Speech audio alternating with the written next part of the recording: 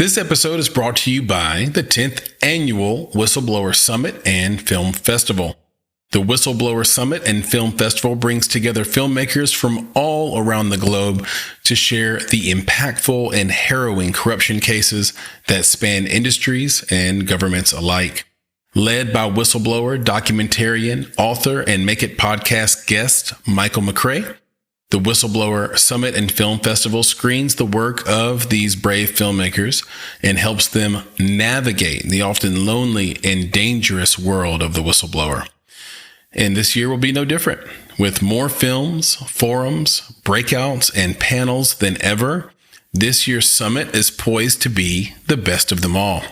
Beginning July 22nd and running through July 31st, registration and tickets to this year's festival can be purchased at www.whistleblowersummit.com. And registration is entirely free. I'll say that again. Registration is completely free. With all the screenings and panels being virtual, the barriers to getting involved are all but removed. So go to www.whistleblowersummit.com to register for free, and you won't regret it. Again, go to www.whistleblowersummit.com and join us at the Make It podcast and Bonsai Creative in attending what is rapidly becoming the most important festival in the United States for the cause of liberty. That's www.whistleblowersummit.com to register free today. This episode is brought to you by Indie Insights. Indie Insights is our bi-weekly newsletter and love note to the film industry, movies, and the creatives that make them, not to mention you, our esteemed listeners. Inside, you'll find curated industry trends, articles, exclusive commentary, and underappreciated films from filmmakers like you worldwide. And the best part is that it is completely free. So join today at www.bonsai.film. It takes just a few seconds. And once you sign up, you'll get the very next newsletter on Friday morning. It's that simple. Go to www.bonsai.film to get Indie Insights, our bi-weekly newsletter, and join a network of film creatives just like yourself. And don't worry, we'll never sell your information or spam you with a bunch of nonsense emails, just the bi-weekly film industry goodness you need. And if you ever tire of Indie Insights, simply unsubscribe. No gimmicks, no games. So go to www.bonsai.film to get Indie Insights for free.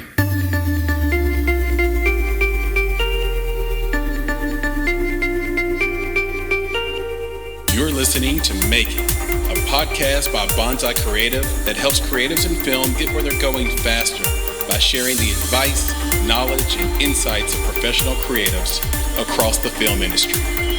I'm your host, Chris Barkley.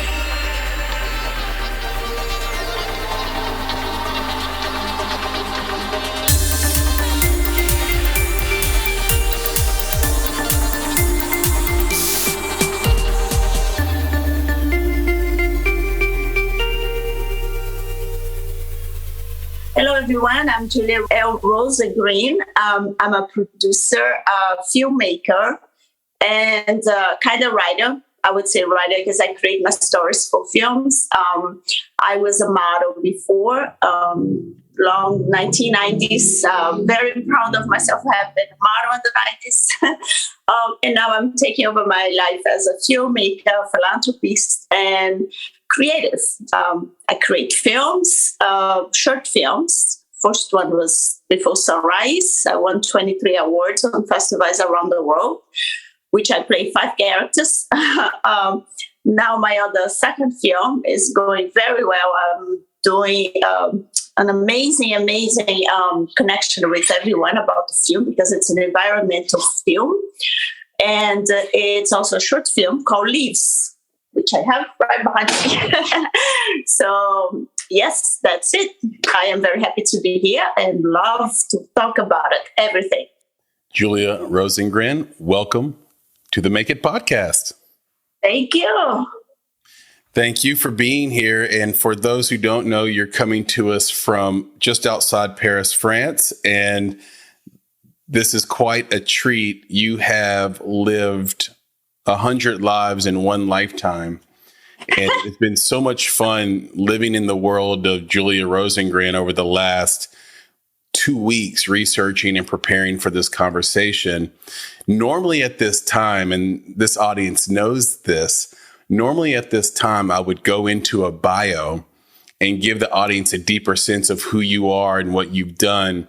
But in this case, your bio is so long and you've done so many wonderful things with your life. I don't think it would be a wonderful use of the audience's time.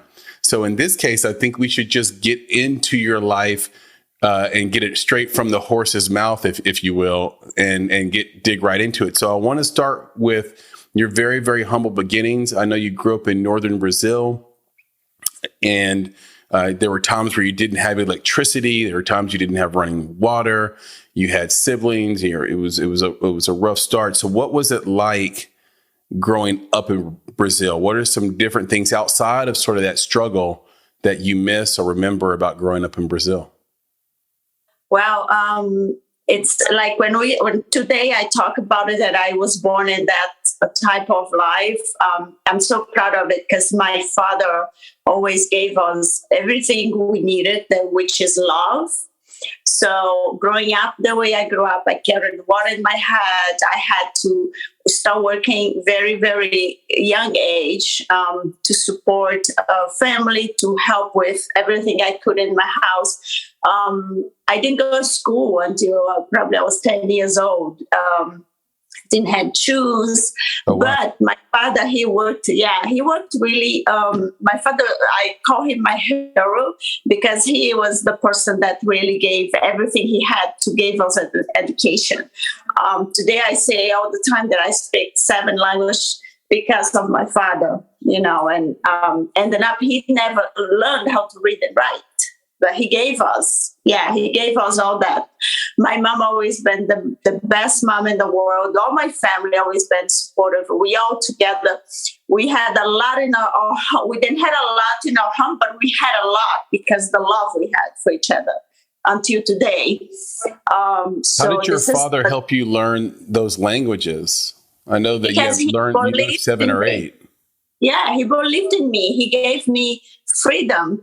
As a very young child, actually, he always believed that everything I wanted to do, I would do, and I'll do well. Even I did wrong, he always told me, you did great. Yeah. So, from that point of view of my father to me, I had that in my head that I would have to do something one day for him to be proud of me, So this is the thing I say that I learned 7 languages because of my father, is because when I was about 16, 17 years old, he gave me freedom to go out, do modeling and be on my own. So if he had not believed in me and given me all this freedom, I'd probably not, had never had so much of, learning around the world, especially not only language, but traveling, everything else. No matter where I was, whatever I was doing, I'll call him, I'll tell him. He always, I believe you, keep doing. If you need us, if you want to come back home, come back home.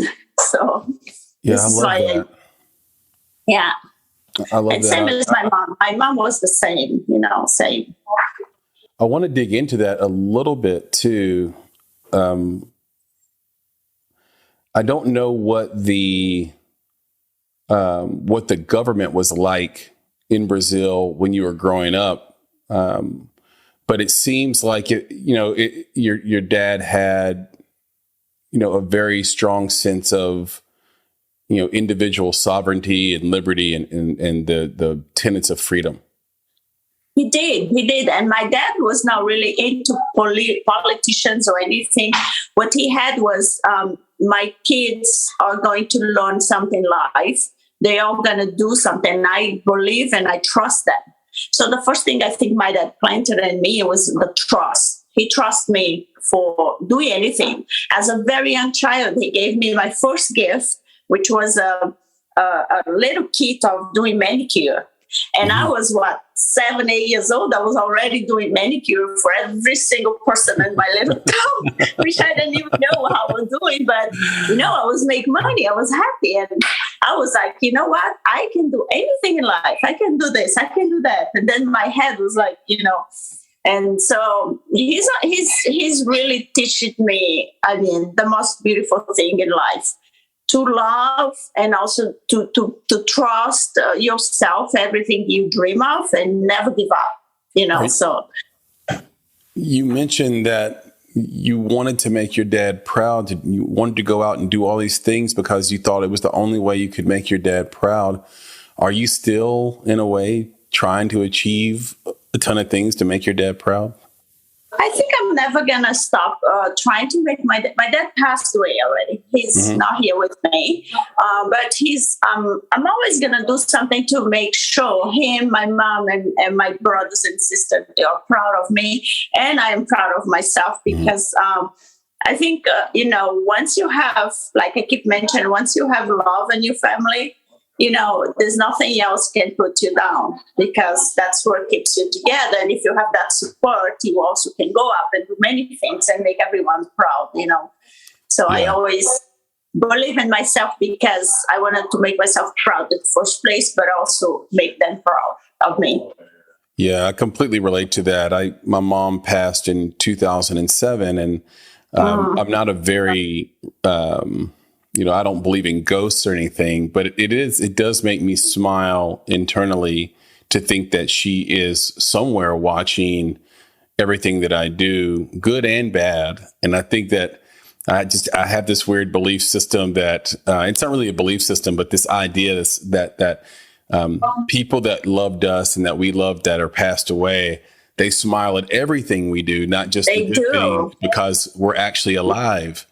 I believe they guide us sometimes. I do have that belief that they do guide us, because I have some, like deja vu flash that I see, and I'm like, oh my God, my dad told me that once. Oh my God, my dad used to do that. It's like angels in your life, and, they appear in many different ways. So I know you said that your dad gave you the freedom to leave at 15 or 16 to go do what you wanted to do. But I'm curious how you built up the courage to leave Brazil and go to the United States. Go to a completely different country at that age. Well, it's like at 17, I went to São Paulo, which is a huge city. 17, 18, I was already on the road to São Paulo because I started doing modeling very early. So my work was not a lot of work, but it was already something I was doing my own. Of course, by that time, I never told anyone I was 18. I just kept going, and nobody ever asked me. So I had friends and family that in São Paulo that helped me stay. So I just, I did what I was supposed to do. But after that, coming to the United States was more like, I never really thought I'm going to be a model. I'm going to be this. And, I'm so beautiful, because I never thought that. I was like, no, modeling for me? No. And how much I'm going to win? And they're like, oh, you're going to make money this. Oh, you know what? You should go to Miami, because in Miami, you make money in dollar. I'm like, oh, okay, it's more than my money. I'll go. So I was like really determined just to go and make a good life so I could give them a good life. And that's happened. It was not easy, but, that's one thing I'm very proud. I went through all of that basically by myself, so. I don't know how many people could do that and land on their feet without sort of calling back home and saying, Mom, Dad, come rescue me. So I think you should be proud of that. Do you know at what age you decided or had the inkling, the idea that you would want to live a creative life? I've always been the one at my house, the creators. I see something, I was like, oh, maybe I can do that. Maybe I can make that. I will make lots of those, and creating. So when I was in Miami, when I stayed there after 20, 21, 22, after 2, 3 years in Miami, I was like, I'm tired of being here, especially because my English is not very good. And I need to learn other things before, so I wanted to know why English is so difficult for me. So maybe I should go to a different country. So I told the agency that I was working with, I said, could you send me to a country that I never been and that I can work there? And so they said, well, you can go to Tokyo. Tokyo can go a lot of catalogs. You make money there. I'm like, okay, I'll go there. So I went to Tokyo and stayed in Japan for, I think, in and out for like 2 years in Japan. And then I was like, okay, so English was difficult for me, but Japanese cannot be difficult. So I did every country I went, I tried to learn the language, So I was putting myself in a school in Tokyo to learn Japanese because it was difficult. I couldn't, when you go to a McDonald's in Japan and you order number 7, she brings 7 cheeseburger for you. It's like, I have to learn. I think I do have to learn Japanese. So, there was many, many great things happen. So then Tokyo, I basically became from a teenager to a woman in Tokyo because then I was discovering everything, Yeah. And then I moved back to the United States. Then I started going back everywhere and came to France, and that's it. Then Italy and England, and that's it. What language would you say of the 7 or 8 that you know, which language would you say is the easiest to learn and which is the hardest? Ooh, I think English for me was the hardest because as a Latin person speaking Latin language like Portuguese, Italian, French, for me it's easy. Mm-hmm. Japanese was not difficult at all. I mean, seems difficult and looks difficult, but it's not. For me, it wasn't. Then I started actually developing my brain that I was like, oh my God, I can learn this. I can't believe this morning I was reading this and now I remember everything, Mm-hmm. So English for me, I think, was the most difficult. Also Russian, because Russian, I stayed in UCF learning the basic, but I do have a hard time remembering things in Russian. Yeah, and just for the audience, UCF is University of Central Florida. Yes, exactly. Yeah. So the other languages became very easy for me, very easy, especially Latin language. So yeah, so those are the easiest ones. English is hard for a lot of different reasons. We were just talking about this the other day, the fact that if you're in the military and you reach the rank of colonel, there's no R in the word colonel. And you say it with your mouth. It's true. There is an R when you say colonel. And you can hear it, but it's not in the word. There's no R in there. It's a trick question. And English does that in a lot of different ways. And then we have a lot of sort of double meanings and triple meanings, right? Like this word, yes, it literally means this, but one word means a lot of things. Right. Yeah. It means something else if you're talking to a person. They can misunderstand you and take you for something else. So I can see why that would be different and difficult. You had great success in the 90s modeling. Of course, you're absolutely beautiful. That's no mystery or surprise that you were able to do that. But I am curious, what were the biggest myths or misunderstandings around the culture of modeling that you could share with us? I was always thinking I was too skinny. I was very skinny doing modeling. I had no much of sense of, okay, why do they think my face is so amazing for modeling? Why? Oh, you look exotic. You're young, but you have the woman's face already. It's like, and I was like, okay, so I never really understood what I saw of myself in a mirror and thought I looked like for what they told me I look like. Mm-hmm. So it's like the modeling thing really it taught me a lot, especially knowing myself, getting to know myself, and I was like the modeling, never really wanted to go out, never really want to drink anything, never smoked, I never done, my first alcohol drink, I was 25. How did you drink at 25? Like what was the situation where you decided you were going to drink? And I fell asleep. I'm surprised. That's amazing, because you do hear a lot about sort of the culture of modeling being one where there is a lot of expectations around your weight management and how much you eat. And there is a lot of expectations around your use of alcohol and drugs. There is an expectation around how much you're supposed to go out at night and things like that. How were you able to avoid all that? Well, because I think the education I had at home, that my dad said, don't ever come home with us smoking. Don't never come home smelling like cigarette. Don't drink. This is not good for you. Don't smoke. Don't drink. Don't think. So it became like a music in my head, Yeah. So, I had the opportunity of everything. But in first place, I always thought, if something happened to me, who am I going to call to help me here? My mom and my dad and everybody's really far from me right now. So I should not get myself into this. So I've always probably I grew up before my age, but at 25 years, okay, I'm having a glass of champagne finally, and I slept. So, well, I think that's actually that's actually brilliant. It's a really smart thought process. It's like, if I get myself into any trouble, I have no safety net. So, I can't do the things that everybody else does. I can't call mommy and daddy to come get me from down the street. Like I can't afford to get myself into a ton of trouble. Like, I always thought the same. I can't do that. Yeah. Yeah. That's really smart. I like that.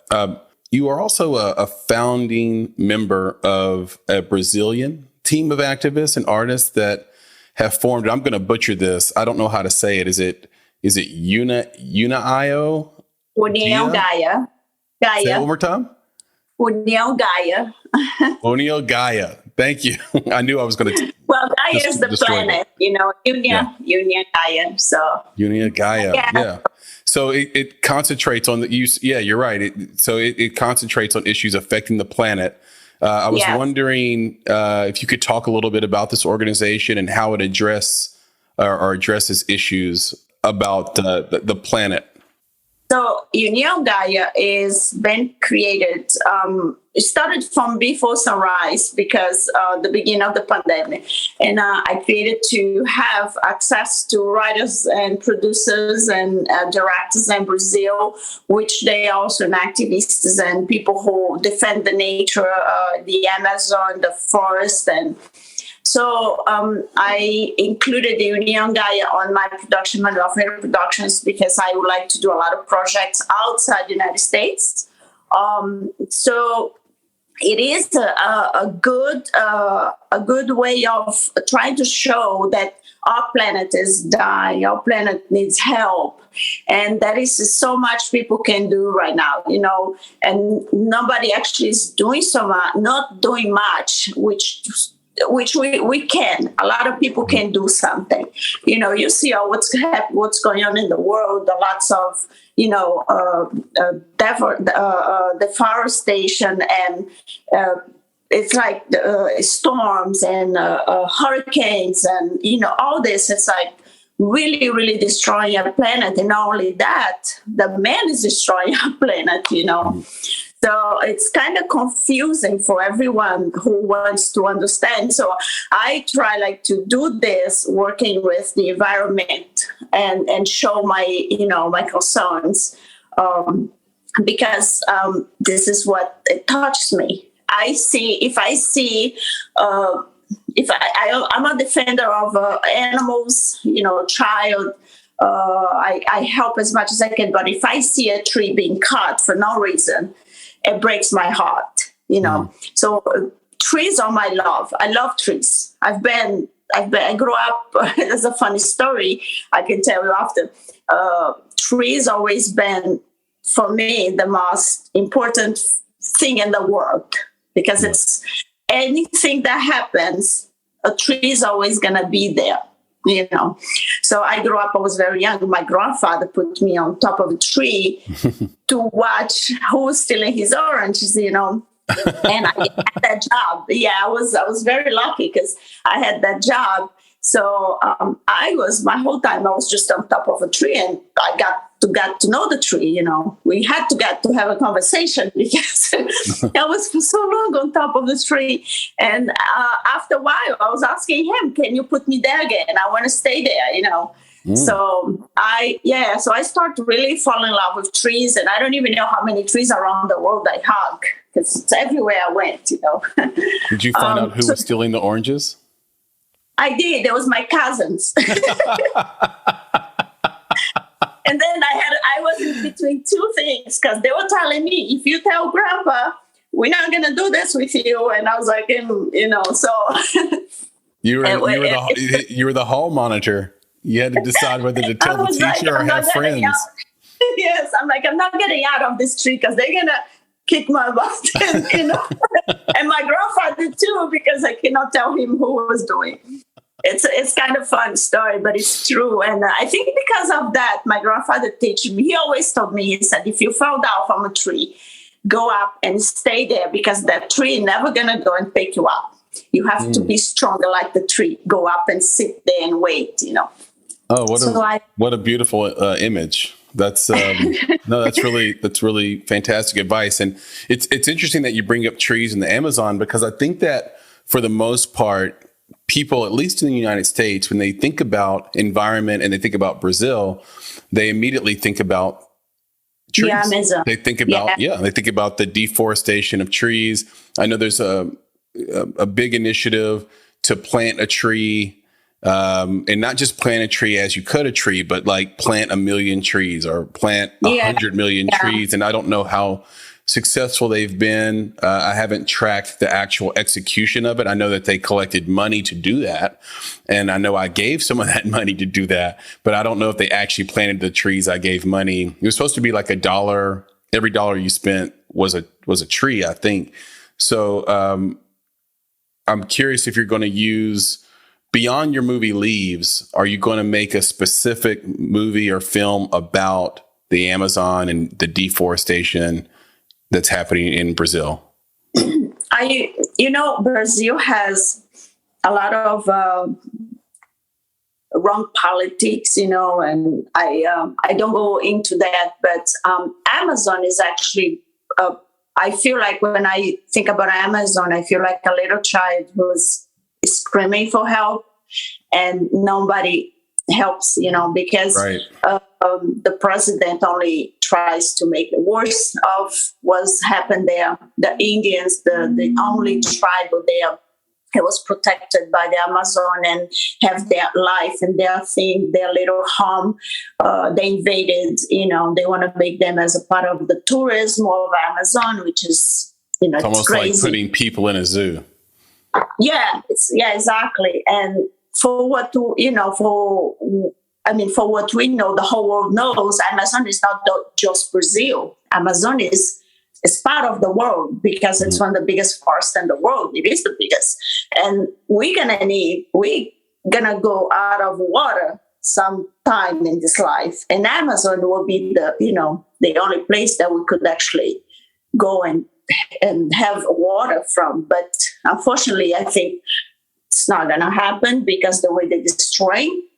I would love to do something in Amazon. I just don't know if I'm going to be able to go into there and do exactly what I am thinking, you know, because Leaves is just a little reflection of what I wanted to do later, bigger. Mm-hmm. And I would like to continue doing Leaves too in Amazon, you know, to show a little bit more of. Unfortunately, this time I couldn't do anything in Amazon. It does touch the forest, the crime. I call this is a crime. When you cut a tree for nothing, just to destroy and build a building, it's a crime, a huge crime. You can cut a tree and do something for sustainable, for living, but not doing what they're doing. I mean, it's it's bad. So yeah, I do want to do something in the future better, better to a way to show a little bit more of awareness of what's going on there. How did you and Paul Davis come up with the concept for your short film Leaves? So it's a little funny because as the story of Tree of my grandfather, it's stuck in my head for a long time. And I've after Before Sunrise, when I did Before Sunrise, I thought, okay, so I did a short film, and the first short film, which was recorded and directed remotely from Brazil, with 5 characters that I played. I guess I can do something else. And now I actually can come up with what I always wanted to do something about the nature. Mm-hmm. So 3 a.m, I wake up and I was just reading things and putting it aside in my bed. And, so I told him, I called him because I knew him already from Cult Cartel. He's the director of Cult Cartel from Movies Making a Difference. So I called him and I said, hey, I have an idea, about this, about a girl in a tree. Would you write for me the script? He said, yeah, sure. Send to me what you've been with. So when I sent it, he goes, okay, now we're talking something serious.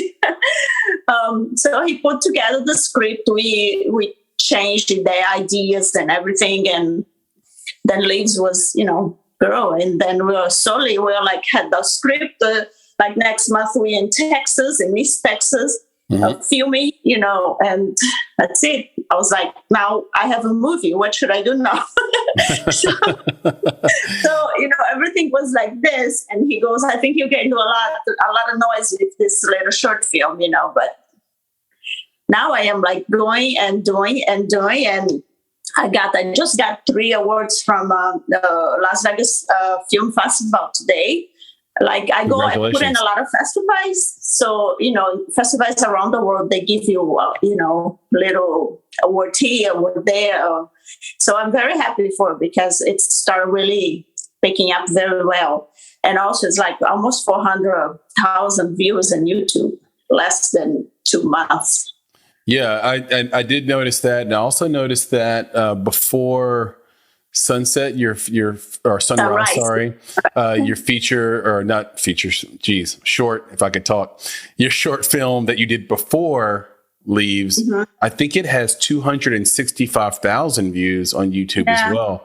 So it's pretty remarkable. I mean, that's not a little thing to do. It's so hard to just get one person to watch anything you do on YouTube.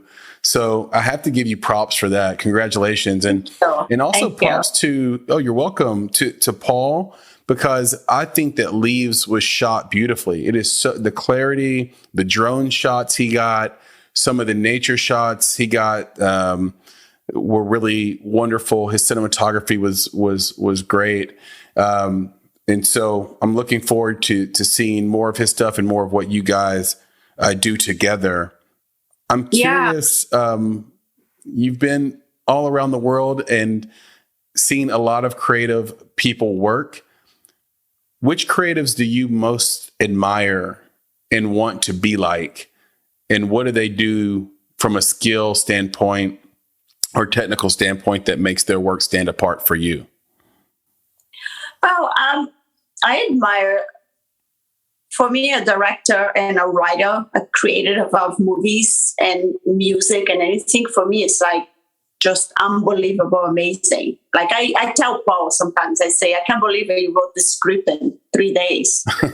How did you get all this together, But it's because I think their mind is already, so creative and so focused that it comes up something amazing. I love, there's lots of filmmakers. I love, first one person I admire a lot. He's not a director or a filmmaker. He's an actor, Leonardo DiCaprio. I admire his work. I admire his, his way of seeing the world. There's Martin Scorsese. I love him. Completely different, but I love him. There's a director and a writer in Brazil called Celto Mello. Mm-hmm. He's a huge writer, director, and an actor. It's one of my favorites. And there's many around the world, which, I could say, I could stay here talking to you forever about them because, a lot of directors, a lot of movies that came out, they all have one different story, but each story is just you stop and thinking, oh my God, how did he put that together, Yeah. So I actually don't, I don't have anyone I want to be like, but I have inspiration, people that really inspired me and doing other things, and movies and just creating. And so I watch movies, I see Oscars movies,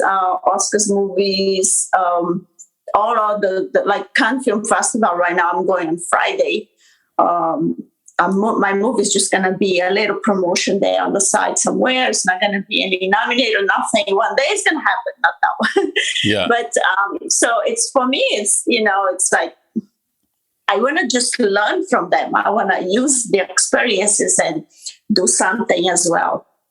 Yeah. And Leo DiCaprio is arguably the best actor of my generation.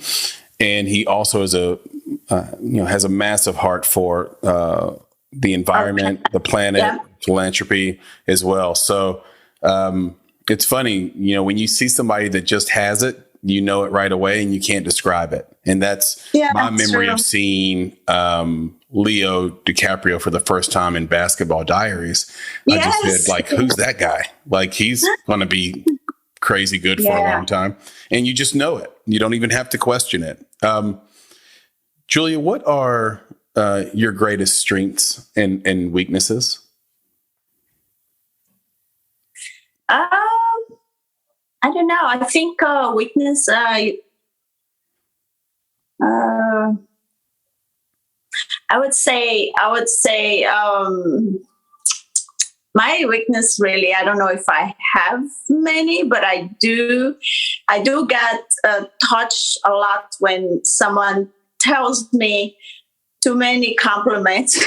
I feel like, okay, I don't know how to act. So I think, like somebody say, oh my God, I love you, you're so beautiful, blah, blah, blah, blah, which is, just like, even friends of mine, oh my God, you didn't change your ears and boy, and it goes on. And I'm like, okay, is it going to stop? Because I don't know how to act, So I think this is kind of weakness. I really don't know how to react on that, So what do you think is your greatest strength? I'm a fighter. I'm not going to give up on anything I do until I see results. And I'm actually not afraid of many things in my life. No, I used to be afraid of the dark. Then I actually faced it, and now we're great friends. So, wow, I love that's kind of deep too. That actually has some metaphorical qualities as well. Exactly. Facing the dark and being friends with it. That's pretty good stuff. What are the two best pieces of advice you've received in your career so far, and who did they come from? I think from my career, my dad didn't see much of my career because he passed, but he always used to tell me that no matter what I do, it's because it's in my heart, and if I did right and someone think it's wrong, it's always gonna be right for me. So that's what matters, Mm-hmm. That every day, if you look yourself in the mirror and if you smile, you accomplish something. Mm-hmm. I don't know. I had many people giving me so much. My ex-husband, he was a huge support of everything I've done. Mm-hmm. He always told me, he called me sparklers, be happy and don't worry because you're going to do right. Mm-hmm. Just put that on your heart. So, That's great. And of course, the bless of God. So it's the biggest. That's beautiful. It's beautiful. Right. And again, that advice is a lot about courage. It's about, and I think that's been the theme of this conversation, is that from the beginning of your life to this moment, you've always been courageous. whether Yeah. it's sitting in the orange tree, going to work at age 7, leaving Brazil at 15, 16 years old to go pursue a career outside of your country and away from your family, to making films and being a philanthropist and calling out child labor and sexual abuse and all these things. You have found a way to be courageous in everything you approach. And I think it's remarkable. Yeah. Speaking of people that want to sort of emulate you or be inspired by your path, what is the role of the artist today in making change in this world, in your opinion? I always have a saying that I learned from. I actually don't remember exactly his last name. Hubert. He's from Canada, and I've always learned what he said. For me, always been what I go with. Today, in the world that we live, we should protect family, the nature, and ourselves. Of course, ourselves first, of course. But he said that a man loves an invisible God, never saw, but loves and admire, and destroy the visible God, which the men don't even know that God visible that they destroy is the invisible God that they love, which is the nature, So I've always lived by love something, don't destroy, because you never know what it is and what is going to take you to. So for me, nature, it's part of me, part of my life, and I'm always going to defend animals, child. This is the 3 things that I'm always going to go and fight for. So there's a similar quote that quote makes me think about, which is that we look to the sky and we see God, and God looks at man and sees God. And so what that really means to me is that, and what I think it's trying to express, is that we have the power bestowed upon us by some greater power, whatever it may be, to protect the planet, to protect each other, to make great art, to make beautiful things in the world, to be kind to one another, to support one another in a really powerful and almost godlike way. And if you knew how much power you had to affect change, you would do it. But you don't realize that God looks at you and sees himself or herself, for those that think God is a woman. Yeah. So I think that's beautifully put. I grew up modestly, not poor, but just modestly. And just like you, started off rough in education, found my way in college. Somehow I got into college. I did not qualify for college. I didn't have good enough grades. I charmed the heck out of the president of MTSU, the college I went to. His name is Dr. Sidney McPhee. And Dr. McPhee said, okay, right now, he just brought me a pen and a piece of paper, a bunch of paper actually, and said, write me an essay about why you want to be and need to be in college on the spot. So I had to write it. And I wrote a 4-page letter, to quote Aaliyah.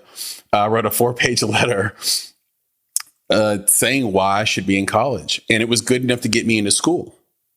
Wow. And it was remarkable. It was a remarkable moment for me because my life would be completely different had I not. A lot of kids would have said, no, I'm not going to write this, and just would have left. I sat there for an extra 2 or 3 hours to write this essay, and I got into college because of that. And I did really well in college. I did much better in college, I should say, than I did in high school. Mm-hmm. And that put me on a trajectory to do better than I was doing as a child. Right. And you also didn't go to school till you were 10, grew up never done university or anything like that. So right. And then and you've become a woman of prosperity, and you can help people. Can you tell us what the world gets wrong about money? it seems to be demonized today, but I don't know if it should be. I don't know what your thoughts are on it. It coming from the perspective of someone who grew up without anything. What do we get wrong about money? First of all, I want to congratulate you for your college, because that's take courage to do. So Thank you. I don't think I've ever admitted that actually out loud either. So here we go. Well, I think I grew up counting pennies. Like child, we didn't have much, and we always waiting for my dad to have that little to divide between us. Yeah. So for me, money always been, I have all the respect in the world for money, because money can take you far and can make a lot of things better. You just have to know how to use and respect. No matter how much money you have, if you have millions and you know how to use, that millions is going to be trillions, because you are helping lots of people. So when you're born, you have no money. When you die, you can't take with you. So what's going on, I think, in my way of seeing, I grew up without money. I'm very lucky, been working hard and doing a lot of things to have a stable life and everything. Today, I can say I'm very happy the way I am right now in my life. But I don't want to think that money is something they're going to say, okay, you do this, you do that, you do that. No, I'm the one that's using the money that I have, that I can actually show in a different way, So whatever I can do in the world to spend $1 to help, or 1,000 to help, I will do, because you look what's happening. I mean, this crazy war. People are just doing a war because they want money, power, What's going to happen next? Nothing. Lots of people lost their lives. Nobody had anything. They lost what they had. And these people who has a lot of money, they can help them, because what are they going to do with all this money when they go, So I have a lot of respect for money. I do. And I'm not ashamed to say I love money, because it can help me help others. Yep. I think that's spot on. And I've always been told you can't take your marbles with you when you die. So you might as well find something you love. And here's the reality, and is that I think every person wants to live a purpose-driven life. But the problem is they don't know yet, or some folks don't know yet, what their purpose is. Yep. And the second problem is, will they accept the purpose that they find they have? Meaning, today, if your purpose isn't big enough, you're not proud of it. It's like, oh, this purpose doesn't make me famous. It's not having maybe the biggest impact that it should have. It's not making me enough money. But sometimes your purpose is just to maybe, educate some kids and make a difference in those kids' lives. And no one's ever going to know your name, maybe. And you're not going to make a ton of money doing it. But it was your purpose, and you helped someone on this planet while you were here. And I think if we can get over those two things, one, or figure out those two things, one, what is my purpose? And then two, can I accept that purpose as being worthy of my time and energy? The world's going to be a better place. Yeah, it's true. It's true. I wish a lot of people who is very wealthy and have these billions going around and every day is on the news and, went up to space. Nothing against to anyone who does that. If they like, great, amazing. But I mean, then you turn yourself around and you see kids on the streets. You see family being destroyed for being hungry, dying because they're hungry. I mean, it's a lot of imbalance, and these people don't even ever probably imagine and have like $10 in their hands to buy bread and milk, Yeah. I just think that money can be very good, can help lots of people if you know how to use it. Like you said, if you have a purpose to do something. if you know what you're doing here, then I guess you can go far and help others going far as well. I think that's spot on. And what else is spot on is this conversation. I've had such a great time talking to you, and I'm super inspired. I'm going to leave here with a smile on my face and with some inspiration in my pocket, thanks to you. Thank you. So you also an inspiration person. I can see, and I mean, for all the things you told me a little bit during this interview, it's just amazing. You just have, I can see your energy. I can see from here. You have this beautiful energy, beautiful aura on you. It's really amazing. Thank you so much. Thank you for this interview. Anytime. It means the world to me coming from you, for you to say that. So thank you so much. And I was wondering if you could tell everybody where they can find you on the internet and on social media, or maybe even see some of your work. Yeah, they can go to my website, Julia Rosengren, ROSENGREN.com. And everything is there on my website. Or they can go to YouTube and watch Leaves short film, same as Before Sunrise short film.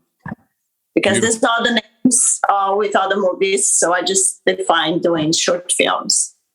Fantastic. Are you anywhere on social? Can we find you on Instagram or anywhere? Yeah, on Instagram you can find Julia Rosengren. Facebook you can find as well, saying Julia Rosengren. I actually think on Instagram it's Julia L. Rosengren. So Julia L. Rosengren. Yeah. Yes. Perfect. I think everybody should go out and do that right away. You will not regret it. And Julia, I'd love to end on this. You recently lost your longtime husband, Jim. And what do you want the world to know about him? He was huge in philanthropy as well, and was a big part of the endowment program at the University of Central Florida. But beyond that, what is it you want the world to know about Jim? That is, my husband was just not my husband. Was my best friend, my partner, my everything. He was a person that inspired me to do so many things. If I would start talking, that he's just the most amazing, generous person, kind, very, very, very, very kind to anyone, no matter who was. He's one of the most amazing person after my dad, James. For me, it's my favorite person in the world. And his legacy is going to move on with me in everywhere I go. He's huge in philanthropy. He told me to continue what he was doing. So with him, I did learn a lot about it. He educated me a lot about this, the philanthropy world. So I just have so much to talk about him that is so amazing. But just to tell you, define one word, he was for me extraordinary man. I think that's a beautiful place for us to stop, Julia. Two words. It is, but it's powerful, and I think it sums it up well. You are also extraordinary. I want you to just keep doing your thing out there, inspiring everyone you come across. I know we're going to stay in touch and talk soon. Yes. I just can't thank you enough for the conversation. Thank you. I thank you so much Thank you so much. Thank you. Anytime. And for this audience, you can always find this podcast at Apple, Spotify, or anywhere you listen to podcasts. You can go to bonsai.film. So www.bonsai.film to also see back episodes and show notes and blog posts and everything we're doing over at Bonsai Creative and the Make It podcast. Do go find Julia's information as well at juliarosengren.com. And until next time, be kind to each other, take care of each other, take care of yourself as well, and follow Julia's path for inspiration and philanthropy in the world. Yes, love each other. Don't forget, love each other. That's right. Julia, talk soon. Thank you. Thank you so much. All right, be good. Bye-bye. Bye. Bye. Hey gang, one more thing before you go. I want to talk to you about Indie Insights. Indie Insights is our bi-weekly newsletter and love note to the film industry, movies, and the creatives that make them, not to mention you, our esteemed listeners. Inside, you'll find curated industry trends, articles, exclusive commentary, and underappreciated films from filmmakers like you worldwide. And the best part is that it's completely free. So, join today at www.bonsai.film. It just takes a few seconds, and once you sign up, you'll get the very next newsletter. It's that simple. Go to www.bonsai.film to get Indie Insights, our bi-weekly newsletter, and join a network of film creatives like yourself. And don't worry, we'll never sell your information or spam you with a bunch of nonsense emails, just the bi-weekly film industry goodness you need. And if you ever tire of Indie Insights, we hope not, but if you do, simply unsubscribe. No gimmicks, no games. So, one more time, go to www.bonsai.film to get Indie Insights for free. And thank you for listening.